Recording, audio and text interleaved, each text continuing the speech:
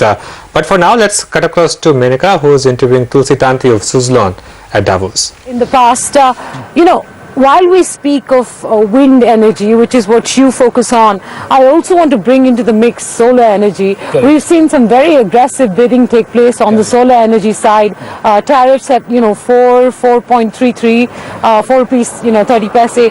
What do you make of that kind of competitive pressure? How is Suzlon going to deal with that as well? Suzlon is currently more focus area of the wind is there. Yes. But now we have started the solar also, and first solar projects we are doing in Telangana of 210 megawatt. Same bidding process, we got the tariff and other thing. No doubt it's becoming more and more bidding process aggressive, because some of the companies are coming from outside India. Yeah. They are bringing the low cost of the funding, and their expectation of the IRR from the market is low. And current commodity price is also low. So it's a good opportunity for our country to build such capital intensive assets with the low tariff, and it is a But good are those moment. tariffs realistic according to you? No, currently whatever the 4.35 is there, it's really too aggressive.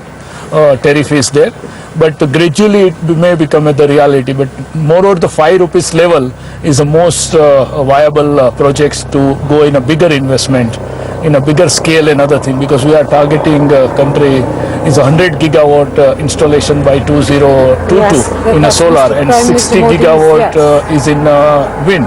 If you want to achieve that, at least we have to give a reasonable pricing in the marketplace, so we can attract more large investment.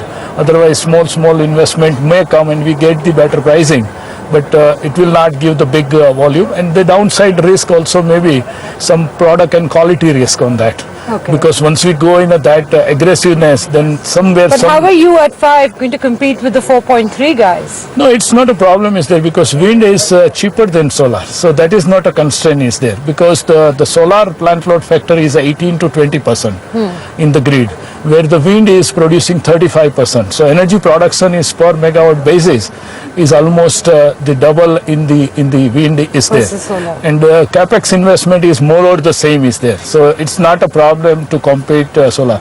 But we have to understand India need both the energy. Yes, of course. That is very clear, is because 1000 gigawatt installation is required energy requirement for the next 10 years, and we doesn't have our conventional resources much more. So we have to build more and more wind and solar, which is a very complementary energy for the systems, which is a good solution for us. I think government is taking a very strong aggressive focus on a renewable. It is a good for our country.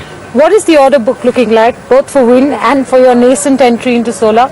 So almost 1200 megawatt we have a order book currently, and nearly 1000 megawatt the orders in under the pipeline. That's for wind. Yeah, wind. And in And solar? the solar, we have just first project we are doing 200 megawatt. As per the system, first we have to build our books, and then we will sell. So we will sell this project in the next year.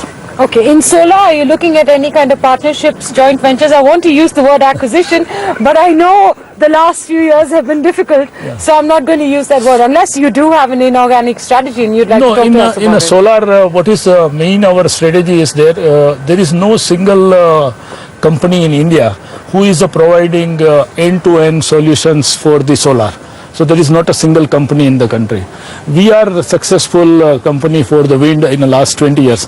So we are bringing that complementary strength of the wind into the solar. So we will remain as a total solution provider, but we are not going for any joint venture, for any acquisition, another thing. We are developing our own way, and that will continue. Another. Okay, that's the word coming in from Tulsi Tanti. Let's slip into a short break now, but benefits of GST